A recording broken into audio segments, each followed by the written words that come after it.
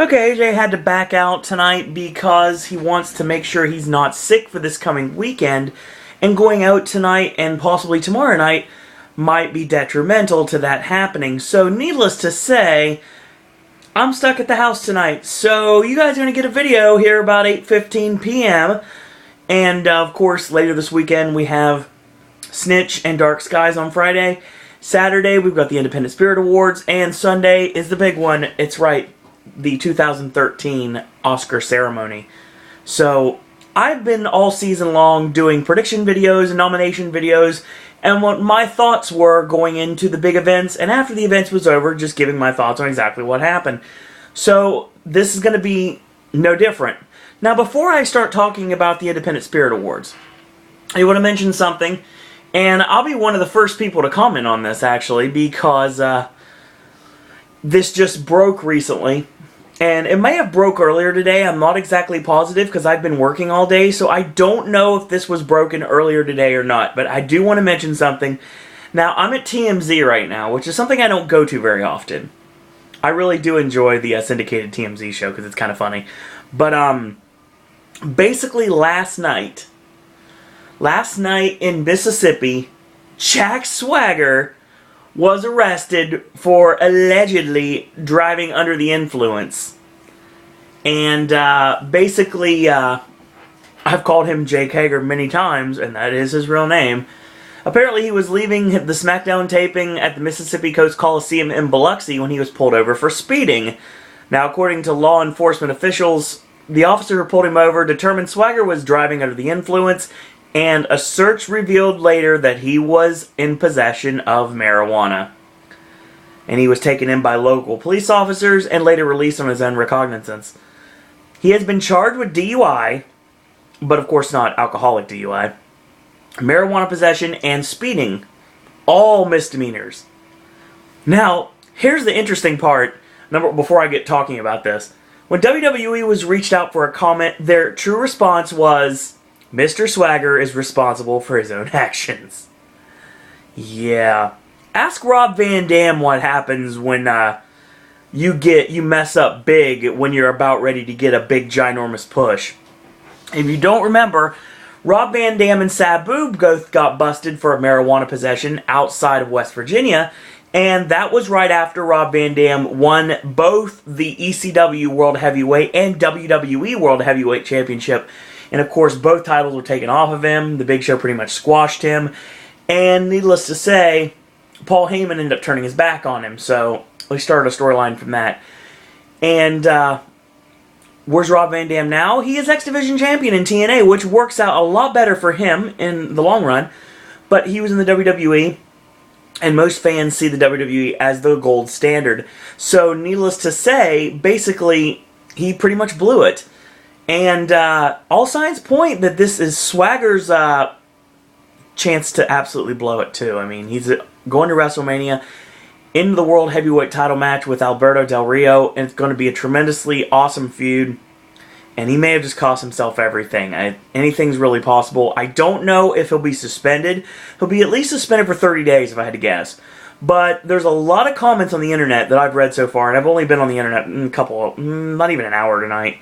So I have found there's a lot of people talking, like, strip him of his number one contendership and then suspend him. Obviously, that's what you do. But who do you give it to? I mean, I give it to Jericho, but isn't Jericho about ready to go on tour with Fozzy again before WrestleMania? Not really going to work. Actually, it would work fine if you really think about it. It squashes Jack Swagger's push, though. And I don't know what you do. I mean, if anything, maybe you can bring in a couple heavies to work with Zeb Coulter. Like, I don't know, Bray Wyatt comes to mind. And Luke Harper. And they were talking about doing that, bringing them up from NXT. So maybe it's the time to do it. And I think it'd fit really well. And Bray Wyatt can handle the workload while Swagger's on suspension if they want to continue the storyline. And I'm sure they do because it's a gold storyline. And you don't want to blow it because it just started. So it is anyone's guess if Jack Swagger is even going to make it to WrestleMania at this point, and he screwed up righteously, and that sucks because Swagger really earned his World Heavyweight title match at WrestleMania in a great showing in the Elimination Chamber, beating Randy Orton in the end on Sunday night. So, it sucks for Swagger, but you gotta know it's not a good idea to jeopardize your entire future just for recreational drugs. So, obviously, I'm straight edge by choice. Well, all of them are by choice with the exception of one. And obviously that has nothing to do with drinking or I don't like drinking, I don't like drugs. And that's pretty much the straight edge things I don't like, and I'm very against alcohol, and I'm against drugs, but for me that works. And some people might say I'm boring. Yeah, you know who you are. But when it comes down to it, honestly, being straight edge works for me.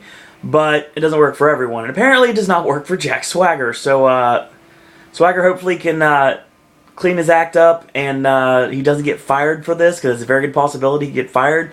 And if Jack Swagger ends up getting fired from WWE, I know it's been said a billion times, but I think it rings true. I think he'll be in TNA by the end of the year, as long as his no-compete's over. So I think he'll be in TNA at the end of the year, and maybe joining Aces and Eights, possibly, if it's still going on by then. Or maybe him feuding with Kurt Angle, because that's not a bad idea at this point. So we might see how that happens. But I think as of right now, until I know otherwise, I think Swagger is not fine. He's going to get reprimanded hardcore, and he's going to have to pay at least $2,500. But when it comes down to it, I don't think he's getting fired. At least I'm not sure if he's getting fired. I don't think he is, but I guess we'll find that out. That's breaking news, actually, just before I started shooting this video.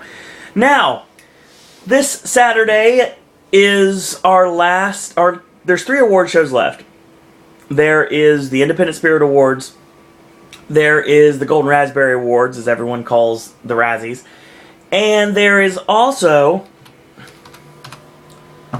the big one this Sunday is the Oscar ceremony. Now, first off, I want to talk Golden Raspberries, actually. So first off, I'm gonna look at the nominees, and because I wasn't even planning on doing this. We're gonna talk about Razzies, so that's what we're gonna do. So, here is our nominees for. Actually, our nominees. It's been a long day. I'm not gonna do nominees. I'm just gonna give you my predictions. And for those of you who have followed the entire award season, my predictions go as followed: who I think will win, who I think could win in a possible upset, and who I think is on the outside looking in and very well could win as a dark horse. So that's what we're going to start with. We're going to start with worst couple. And basically right now I'm going to say that... oh man, I got to get to the... I actually got to get to the actual award. Just give me 1 second, guys. Sorry about that. 2013 Razzies. Okay. Now, so we're going to talk about, like I said, we're going to talk about the Razzies here. So this is what we're going to do. We're going to start with our categories for the evening, and some of these I would agree with, and some of these I'm not going to agree with. And I won't vote for anything that I like, so that's just how I am. Worst screen couple. Alright, worst screen couple. My win is going to be Bobby P and Kristen Stewart for Breaking Dawn Part 2. I think that's pretty good, pretty solid bet there. My upset at this point is Mackenzie Foy and Taylor Lautner from Breaking Dawn Part 2. My potential upset is Adam Sandler, Andy Samberg, Leighton Meester, and Susan Sarandon for That's My Boy. So that's my prediction there. Worst screenplay, That's My Boy's my win. Breaking Dawn is my upset. My dark horse is Battleship, which everyone seems to hate, but it's not Twilight, and it's not That's My Boy, which were universally hated by everyone. So that's going to be my prediction for that Razzie. The category is Worst Remake, Ripoff, or Sequel, and my win, Breaking Dawn, all day long. My upset is Medea's Witness Protection. And my dark horse would be Red Dawn, because Red Dawn sucked. And worst screen ensemble, my win is Breaking Dawn. My upset is That's My Boy. And my dark horse is Witness Protection. So we're going to go with that. Worst supporting actor. Alright. My win in this category is Taylor Lautner. For Breaking Dawn, of course. My upset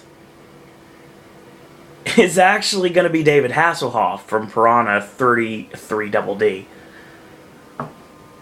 My dark horse is Liam Neeson for Battleship and Wrath of the Titans. Worst supporting actress. My win is Brooklyn Decker for Battleship and What to Expect. My upset is Rihanna for Battleship. And my dark horse is maybe Jennifer Lopez?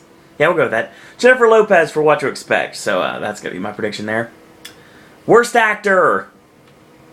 Adam Sandler for That's My Boy is my win. My upset is Tyler Perry for Alex Cross / Good Deeds. And my dark horse is Bobby P for Breaking Dawn. So that's what we're going to go with. Worst actress, Kristen Stewart, All Day Long, is my win. My upset is Tyler Perry for Witless Protection. Yeah, I called it Witless Protection. That's pretty much what it was, because it sucked. I hate Tyler Perry movies. And fake Tyler Perry movies are actually better than regular Tyler Perry movies, but you wrap your head around that. And my potential upset would be Barbra Streisand for The Guilt Trip, because that movie was absolutely god-awful. Okay, worst director. Tyler Perry is my win. Sean Anders for That's My Boy is my upset. My dark horse is Bill Condon for Breaking Dawn. So, sorry Bill Condon, you done a lot of great things, but that was not one of them. And worst picture. Now, if there was any justice in the world, Oogie Loves in The Big Balloon Adventure would win worst picture, because that movie was absolutely god-awful. Stay away from it at all costs. My win is That's My Boy. My dark horse in this case is Battleship, and my upset is Breaking Dawn. So that is my Razzie predictions. So that's exactly what we're thinking right there. Now we've talked Jack Swagger, his DUI, we've talked the Razzies. Now we're talking about the Independent Spirit Awards. So here is my predictions. My 100% solid, not wavering predictions for the 2013 Film Independent Spirit Awards, airing this Saturday on the IFC channel, which we don't have. So we're going to have to do our own special ceremony here in this TV room that I'm shooting this video in right now, with KFC as well. So that's going to be awesome, but it's going to suck because we can actually watch the award show. So here are my predictions. We're going to go award by award. Now some of these I don't really know much about, but there's not that many, so a lot more than most. We're going to go with that. Now, first off, before I go to anything, I do want to say real quick, guaranteed right now, the Oscar video will be tomorrow. I don't know how long we're going to talk the Oscars. I'll figure it out later. By the end, we're going to go with that. But when it all comes down to it, basically, it's going to be a long video, folks. I hope you're ready for the ride. Now, here we go. This is the Film Independent Spirit Awards. Now, first off, we're going to start with the John Cassavetes Award. Now, for those of you who don't know what the John Cassavetes Award is, it's basically this award is presented to the creative team of a film budgeted at less than $500,000 by Film Independent, which is a non-profit organization dedicated to independent film and independent filmmakers. My win is Middle of Nowhere. My upset is Breakfast with Curtis. My dark horse is Starlet. And I base this on absolutely nothing. Now, in the past, we have actually done quite well on the Spirit Awards. when it comes to the John Cassavetes Award. And I actually want to talk about that for a second. And the Cassavetes Award in the past has had a lot of really interesting winners. Actually, in 1999, the first Independent Spirit Award for the John Cassavetes Award went to the Blair Witch Project. And Station Agent in 2003, Mean Creek in 2004, a very underrated film called Hump Day in 2009. And basically, there's been a lot of really awesome awards there. A lot of awesome movies there getting some recognition. So for the Cassavetes Award. Now we're going to talk about Best International Film. And basically this film right here... Where is it? Best International Film. I guess it was called Best Foreign Film before. And we're going to talk... even last night, last year was Best Foreign Film. But we're going to talk some people that actually won. Best Foreign Film in the 1980s went to stuff like Kiss of the Spider Woman, and A Room with a View, and My Left Foot. In the 90s, went to The Crying Game, and The Piano, and Secrets and Lies, The Sweet Hereafter, Run Lola Run. 2000s, Dancer in the Dark, Amelie, Y Tu Mama Tambien, Whale Rider, Lives of Others, The Absolutely Incredible Once, The Amazing An Education, I Heard Carey Mulligan, ask anyone. 2010 went to The King's Speech, 2011 went to the very overrated A Separation, and should have went to Shame, but it didn't. Thank God Melancholia didn't win, and Tyrannosaurus sucked. So that's pretty much that.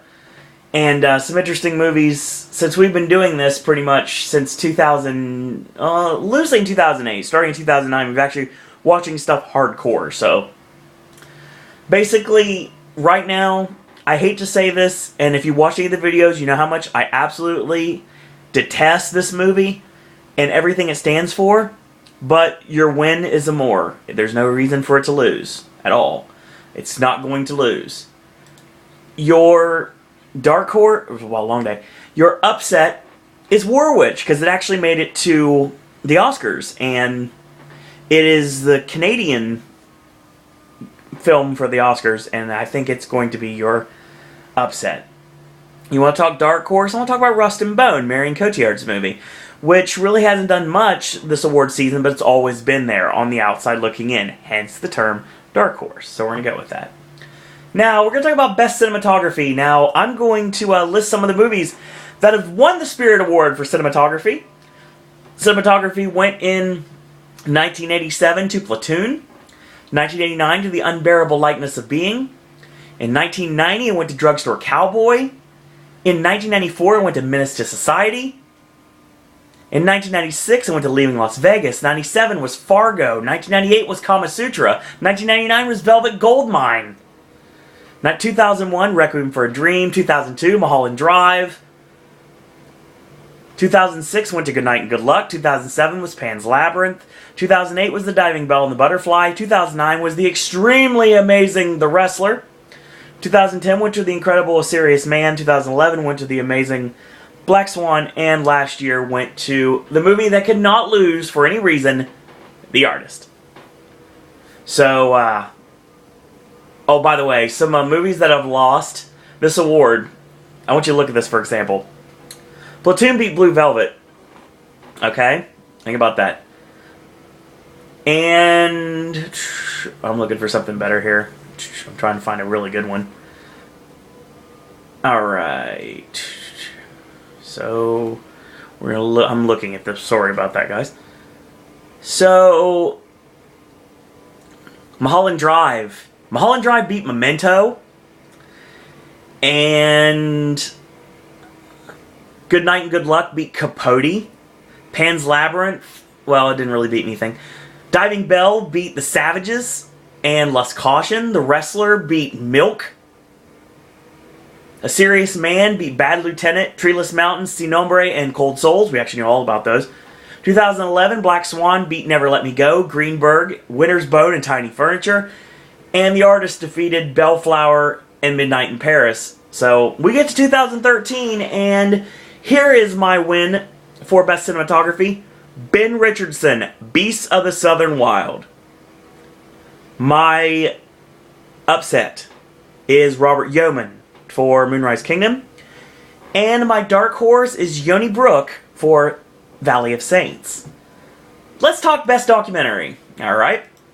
So we're going to talk Best Documentary here at the Film Independent Spirit Awards. Winners have been Dogtown and Z-Boys, Bowling for Columbine, Metallica, Some Kind of Monster, Man on Wire, Anvil, The Story of Anvil. Anvil beat Food Incorporated.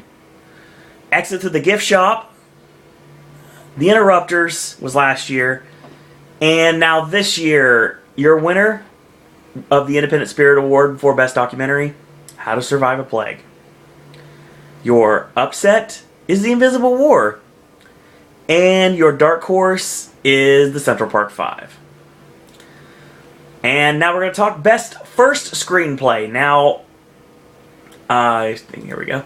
Best First Screenplay. Now, in 1990, in the 90s, sorry, in 1994 is when the awards first were given out. And the first award ever went to David O. Russell for Spanking the Monkey. O. Russell defeated, Kevin Smith for Clerks, which of course you know is my absolute favorite movie. 1995 nominated was Harmony Korine for Larry Clark's Kids. And basically Pi for Darren Aronofsky in 1998 beat Slums of Beverly Hills, and 99 Charlie Kaufman for Being John Malkovich, which beat Boys Don't Cry. 2000 was Love and Basketball beating Boiler Room and Tigerland. 2001 was Ghost World over, get this, Ghost World beat Donnie Darko, so that's interesting. Secretary in 2002 beat Igby Goes Down. Station Agent over Monster in 13. Maria Full of Grace in 2004 actually beat Garden State. 2005, Transamerica beat Junebug. 2006, Michael Arndt won for Little Miss Sunshine, defeating Half Nelson. Diablo Cody won in 2007 for Juno. Dustin Lance Black won for Milk, beating Frozen River and Rachel Getting Married. Jeffrey Fletcher won undeservingly for Precious in 2009, beating both Crazy Heart and A Single Man. Tiny Furniture won in 2010, which is Lena Dunham. She actually wrote the script for Tiny Furniture, and of course, any of you guys know that she's in Apatow's show Girls on HBO and just won a Golden Globe, actually, earlier on this season. That movie beat Jack Goes Boating. 2011, Will Reiser won for 50-50, beating Another Earth, Margin Call, Terry, and Cedar Rapids. Fill the Void, Safety Not Guaranteed, Celeste and Jesse Forever, Gaby, and Robot and Frank are your nominees for this year. And your win for Best First Screenplay, Derek Connolly for Safety Not Guaranteed. Your upset, Rashida Jones and Will McCormick for Celeste and Jesse Forever. And your dark horse is going to be Christopher Ford for the criminally underrated Robot and Frank. Props to Lindsay Ellis for putting that over as one of her favorite movies of 2012, because it's awesome. It's a great movie. Excellent showing of Frank Langella, and excellent showing from Susan Sarandon, and an excellent showing for Peter Sarsgaard as the robot. So that was really awesome. Let's talk Best Supporting Male. So that's what it's called here at the Independent Spirit Awards. And Best Supporting Male. Let's talk about former winners of Best Supporting Male. 1987, Morgan Freeman over David Strathairn, Vincent Price, and James Earl Jones. Lou Diamond Phillips won in 88 over Ernest Borgnine, Divine, and John Turturro. We're talking about David Strathairn won in 1991, beat John Malkovich and William H. Macy. Steve Buscemi won in 1992, defeating Jeff Goldblum, David Strathairn again, and Wesley Snipes. Christopher Lloyd's a winner. Chaz Palminteri won in 94. Benicio del Toro won in 1995. And again in 96. Jason Lee won for Chasing Amy, and that is awesome! I did not even know that, and that's great. And he beat Sam Jackson. Now granted, it's Sam Jackson for Hard 8, but still, it's Sam Jackson nonetheless. Bill Murray won for Rushmore in 98, beating Charles S. Dutton, James Coburn, and Philip Seymour Hoffman for Happiness. Steve Zahn won for Happy Texas in 99, beating Louis Guzman, Terrence Howard, Clark Gregg, and Charles S. Dutton. What's a great group right there. Willem Dafoe won for Shadow of the Vampire 2000. beating Giovanni Ribisi, Gary Oldman, and Billy D. Williams. Buscemi won for Ghost World, beat Don Cheadle, and John C. Reilly. And Dennis Quaid won for Far From Heaven. Ray Liotta, John C. Reilly, and Alan Arkin. Jaimin Hunso won for In America. Church won for Sideways. Matt Dillon won for Crash. Arkin won for Little Miss Sunshine. Chiwetel Ejiofor won for Talk to Me. Franco won for Milk. And Harrelson won for The Messenger. And 2010, John Hawkes, Christopher Plummer. And now we've got our final prediction here. The winner for Best Supporting Male will be Matthew McConaughey for Magic Mike. And you can tag that to the bank, baby, right there. Anyway, sorry, it just comes out sometimes. Anyway, McConaughey's my win. My upset, Michael Pena for End of Watch. They had to see something in him, and I think they're going to give him, they're not going to necessarily give him the win, but I think he's got a chance to win. My upset would definitely be Michael Pena. My dark horse, Sam Rockwell for Seven Psychopaths. So it's not the last time you hear of Seven Psychopaths. Let's talk Best First Feature. Alright, this is a fun way to do this here. Best First Feature. A lot easier than trying to do this with the Oscars. Actually, I'll do this with the Oscars later. The first Best First Feature went to Spike Lee in 1986 for She's Gotta Have It. Winners have also included Dirty Dancing, Mystic Pizza, Heathers, El Mariachi, Spanking the Monkey, Sling Blade, Eve's Bayou, The Opposite of Sex, Being John Malkovich. And according to this, beginning in 2000, the nominees were restricted to film with budgets over $500,000. And the first winner was You Can Count on Me, and 2001 In the Bedroom, The Dangerous Lives of Altar Boys, Monster, Garden State, Crash, The Lookout, Schenectady, New York, Crazy Heart. 2010 was Get Low, and then last year was Margin Call, and this year, your winner all day, every day, will be The Perks of Being a Wallflower. One of the best movies that did not go to the Oscars. I'll tell you right now, it's one of the best movies of the year, and if you didn't get a chance to see it, check it out when you get a chance, because it's absolutely awesome. It's great. It's a great supporting cast. If you remember Logan Lerman from Percy Jackson, basically, he just knocks it out of the park, guys. He really does. He was great in Percy Jackson. He's absolutely outstanding in The Perks of Being a Wallflower. Emma Watson's amazing in it. And I'll tell you right now, I like Mae Whitman a lot, and she's in Parenthood. That's what most people know her. And also, she's the voice of Tinkerbell for the straight-to-DVD Disney Tinkerbell movies. And but the big star of the movie is Ezra Miller, and Ezra Miller is absolutely incredible as one of the best friends. And I'll tell you right now, for those of you that saw We Need to Talk About Kevin, you should know that Ezra Miller was going to break out, and this is his next tremendous performance. And Ezra Miller has nothing but a ginormous career ahead of him, and very deservedly so. So that's my win. My Best First Feature upset will be Aubrey Plaza's Safety Not Guaranteed, which is actually really good. It was one of the 5,000 movies in 2012 that starred Mark Duplass. And Fill the Void is my my dark horse. So let's talk Best Supporting Female. So basically, Best Supporting Female, here's some of the winners we've had. 1987, Angelica Houston. And Alfre Woodard won in 1992. Diane Weiss won in 1994. Mare Winningham in 95. Lynn Redgrave in 1998. Chloe Sevigny in 1999. Zhang Zi in 2000. Carrie Ann Moss 2001. Emily Mortimer 2002. Virginia Madsen 2004. Amy Adams won in 2005. Frances McDormand. Kate Blanchett. Penelope Cruz. Monique. Dale Dickey. I hate Winter's Bone. Shailene Woodley won in 2011, and that was awesome. And this year, your winner, and I'm gonna go outside the box here. I think your winner is Ann Dowd for Compliance. Compliance was an awesome film, very disturbing movie, very well done movie, and she did not get enough accolades. Everybody thought that she might make it to the Oscars, and you know, honestly, she fits in that group very well. I think Ann Dowd is my win. I think my upset, strangely enough, will be Helen Hunt from The Sessions. I love The Sessions. The Sessions was awesome. I like John Hawkes in The Sessions. I think he got screwed out of his nomination. I don't think Denzel belongs in there, but it's Denzel, so you really can't do anything about that. But I'll talk about John Hawkes getting screwed out of The Sessions and other problematic things about the Oscars this year. Tomorrow's video. But this is about the Spirit Awards, and basically that's going to be my deal for Helen Hunt. I enjoyed the performance. I thought it was really well done. I really would like to see her be an actual contender to Anne Hathaway at the Oscars, but just like Sally Field, it's not going to happen. My dark horse is Brett Marling from Sound of My Voice. Best Screenplay. Okay, you want to talk about Best Screenplay? We're going to talk Best Screenplay. Now,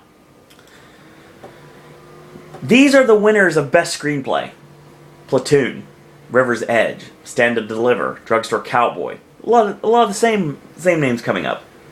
My Own Private Idaho, Shortcuts, Pulp Fiction, The Usual Suspects, Fargo, Chasing Amy, The Opposite of Sex, Election, a lot of movies I enjoy.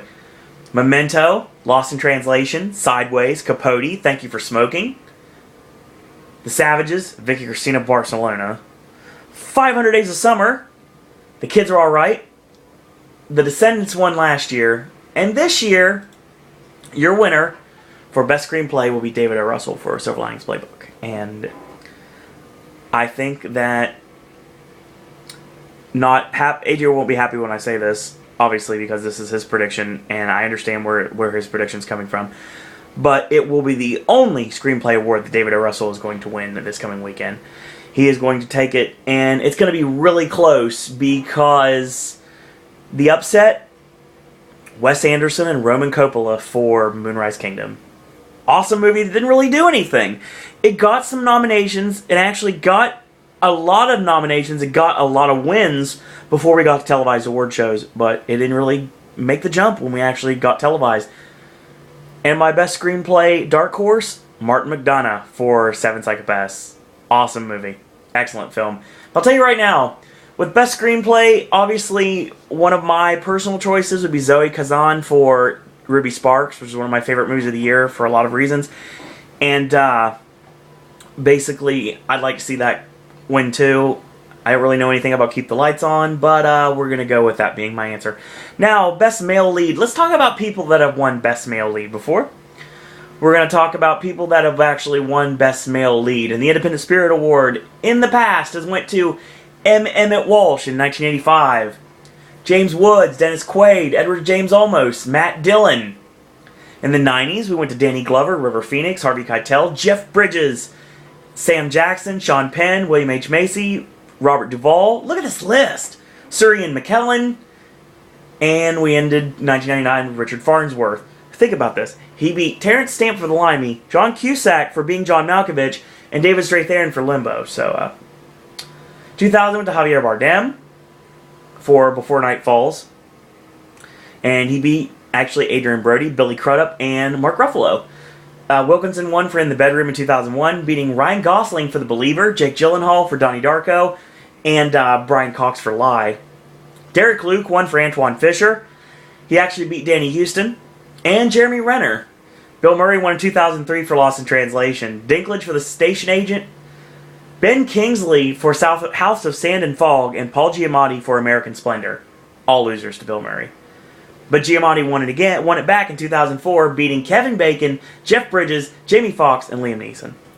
Philip Seymour Hoffman won 2005, beating Heath Ledger, David Strathairn, Terrence Howard, and Jeff Daniels. That was a great year. It was an awesome year right there. Ryan Gosling won for Half Nelson in 2006, beating Edward Norton, Aaron Eckhart, and Forrest Whitaker. Philip Seymour Hoffman won again in 2007, beating Don Cheadle and Frank Langella. 2008 went to Mickey Rourke for The Wrestler, beating Javier Bardem, Richard Jenkins, Jeremy Renner, and Sean Penn, and that was awesome.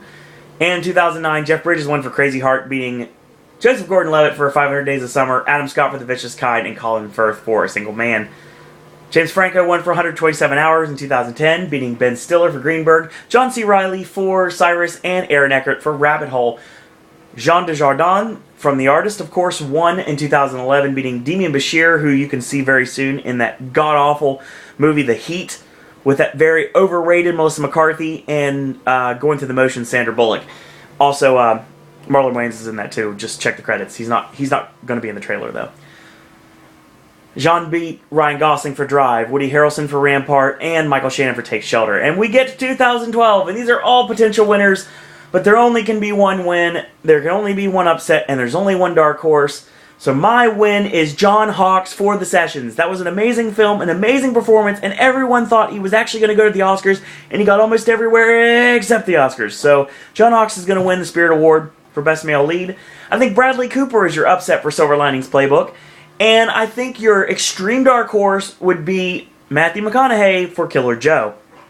But I'll tell you right now, if you look at that, I mean, there's a possibility that Jack Black could upset for Bernie, because he did win the Comedy Globe, so anything's possible.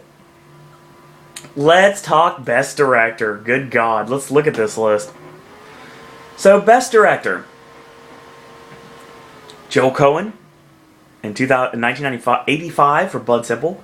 Oliver Stone, John Huston, Steven Soderbergh, 1989 for Sex, Lies, and Videotape. And Robert Altman won for Shortcuts in 93. Tarantino won for Pulp Fiction in 94. Joel Coen won for Fargo in 96. Wes Anderson won his first for Rushmore in 98. And Alexander Payne won his first for Election in 99. Ang Lee won for Crouching Tiger. Nolan won his first for Memento. Sofia Coppola won for Lost in Translation, and Alexander Payne won for Sideways in 2004. Ang Lee won again for Brokeback in 2005. And John Dayton and Valerie Faris won for Little Miss Sunshine. McCarthy won for The Visitor. Lee Daniels unfortunately won for Precious. Darren Aronofsky won for Black Swan. Hazanavicius, Michelle Hazanavicius won for The Artist. And this year, right now, I'm honestly going to say this, that my Best Director at the Spirit Awards matches my Oscar prediction. My Best Director for the Independent Spirit Awards will be David O. Russell for Silver Linings Playbook. Take that to the bank. Your upset is Ben Zeitlin for Beast of the Southern Wild. And your dark horse would be Wes Anderson for Moonrise Kingdom. So, 2 awards left, and we're almost there. Best Female Lead. So let's talk about female lead, shall we? Let's talk about people that have won in the past. Important names in the history. 1986 was Isabella Rossellini. Jodie Foster won in 1988. Andie MacDowell won in 89. Angelica Houston won in 1990. Fairuza Balk actually won in 1992. You know, Fairuza Balk, she was in The Craft, and she was also Bobby Boucher's girlfriend, Vicky Valancourt, in The Waterboy. Yeah, she actually won, so that's awesome. Ashley Judd in 93, Linda Fiorentino, 94, another Kevin Smith alum. Elizabeth Shue in 95, Frances McDormand in 96, Julie Christie in 97, Ali Sheedy in 98, Hilary Swank in 99, Ellen Burstyn, Sissy Spacek, Julianne Moore, Charlize Theron, Felicity Huffman, Ellen Page won for Juno, Melissa Leo won for Frozen River, Gabori Sidibe unfortunately won for Precious, because that movie's terrible. Natalie Portman won for Black Swan. And I look at that and I see my girl Greta is actually listed. Jennifer Lawrence is listed. Michelle Williams is listed. Nicole Kidman is listed. And Annette Bening is listed. So any of those could have possibly won.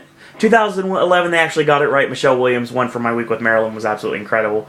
2012, well, once again, my Oscar predictions match my Spirit Award predictions. Your win for Best Female Lead, Jennifer Lawrence for Silver Linings Playbook.